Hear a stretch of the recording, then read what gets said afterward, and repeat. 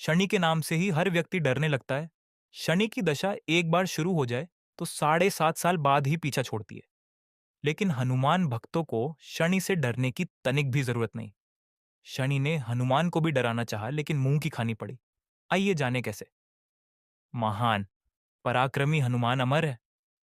पवन पुत्र हनुमान रघुकुल के कुमारों के कहने से प्रतिदिन अपनी आत्मकथा का कोई भाग सुनाया करते थे।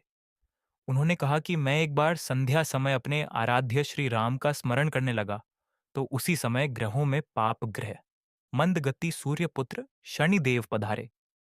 वह अत्यंत कृष्ण वर्ण के भीषणाकार थे। वह अपना सिर प्रायः झुकाए रखते हैं। जिस पर अपनी दृष्टि डालते हैं वह अवश्य नष्ट हो जाता है। शनिदेव हनुमान के बाहुबल और पराक्रम को नहीं जानते थे। हनुमान ने उन्हें लंका में दशग्रीव के बंधन से मुक्त किया था। वह हनुमान जी से विनयपूर्वक किंतु कर्कश स्वर में बोले, हनुमान जी, मैं आपको सावधान करने आया हूं। त्रेता की बात दूसरी थी, अब कलयुग प्रारंभ हो गया है। भगवान वासुदेव ने जिस क्षण अपनी अवतार लीला का समापन किया उसी क्षण से पृथ्वी पर कलि का प्रभुत्व हो गया। यह कलियुग है। इस युग में आपका शरीर दुर्बल और मेरा बहुत बलिष्ठ हो गया है। अब आप पर मेरी साढ़े साती की दशा प्रभावी हो गई है। मैं आपके शरीर पर आ रहा हूं। शनिदेव को इस बात का तनिक भी ज्ञान नहीं था कि रघुनाथ के चरणाश्रिरतों पर काल का प्रभाव नहीं होता। करुणा निदान जिनके हृदय में एक क्षण को भी आ जाते हैं, काल की कला वहां सर्वथा निष्प्रभावी हो जाती है। प्रारब्ध के विधान वहां प्रभुत्वहीन हो जाते हैं।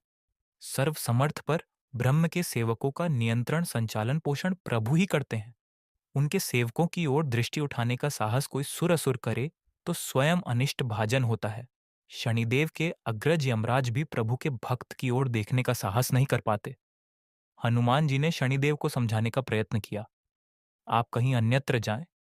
ग्रहों का प्रभाव पृथ्वी के मरणशील प्राणियों पर ही पड़ता है। मुझे अपने आराध्य का स्मरण करने दे। मेरे शरीर में श्री रघुनाथ जी के अतिरिक्त दूसरे किसी को स्थान नहीं मिल सकता। लेकिन शनिदेव को इससे संतोष नहीं मिला। वह बोले, मैं सृष्टिकर्ता के विधान से विवश हूं। आप पृथ्वी पर रहते हैं, अतः आप मेरे प्रभुत्व क्षेत्र से बाहर नहीं हैं। पूरे 22.5 वर्ष व्यतीत होने पर 7.5 वर्ष के अंतर से 2.5 वर्ष के लिए मेरा प्रभाव प्राणी पर पड़ता है, किंतु यह गौण प्रभाव है। आप पर मेरी साढ़े साती आज इसी समय से प्रभावी हो रही हो। मैं आपके शरीर पर आ रहा हूं, इसे आप टाल नहीं सकते। फिर हनुमान जी कहते हैं, जब आपको आना ही है तो आइए। अच्छा होता कि आप मुझ वृद्ध को छोड़ ही देते। फिर शनिदेव कहते हैं, कलयुग में पृथ्वी पर देवता या उपदेवता किसी को नहीं रहना चाहिए। सबको अपना आवास सूक्ष्म लोकों में रखना चाहिए। जो पृथ्वी पर रहेगा वह कलयुग के प्रभाव में रहेगा और उसे मेरी पीड़ा भोगनी पड़ेगी। और गृहों में मुझे अपने अग्रज यम का कार्य मिला है। मैं मुख्य मारक गृह हूं और मृत्यु के सबसे निकट वृद्ध होते हैं। अतः मैं वृद्धों को कैसे छोड़ सकता हूं। हनुमान जी पूछते हैं, आप मेरे शरीर पर कहाँ बैठने आ रहे हैं। शनिदेव गर्व से कहते हैं, प्राणी के सिर पर। मैं 2.5 वर्ष प्राणी के सिर पर रहकर उसकी बुद्धि विचलित बनाए रखता हूँ। मध्य के 2.5 वर्ष उसके उदर में स्थित रहकर उसके शरीर को अस्वस्थ बनाता हूँ व अंतिम 2.5 वर्ष पैरों में रहकर उसे भटकाता हूँ।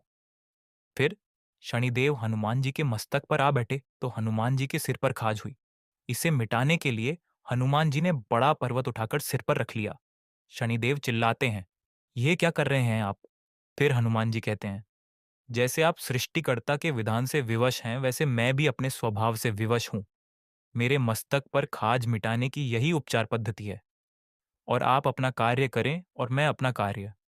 ऐसा कहते ही हनुमान जी ने दूसरा पर्वत उठाकर सिर पर रख लिया। इस पर शनिदेव कहते हैं, आप इन्हें उतारिए, मैं संधि करने को तैयार हूं। उनके इतना कहते ही हनुमान जी ने चौथा पर्वत उठाकर सिर पर रख लिया। तो शनिदेव चिल्लाकर कहते हैं, मैं अब आपके समीप नहीं आऊंगा।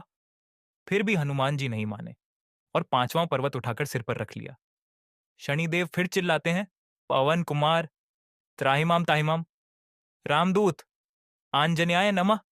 मैं उसको भी पीड़ित नहीं करूंगा जो आपका स्मरण करेगा। मुझे उतर जाने का अवसर दें। हनुमान जी कहते हैं, बहुत शीघ्रता की, अभी तो पांचवां पर्वत शिखर बाकी है।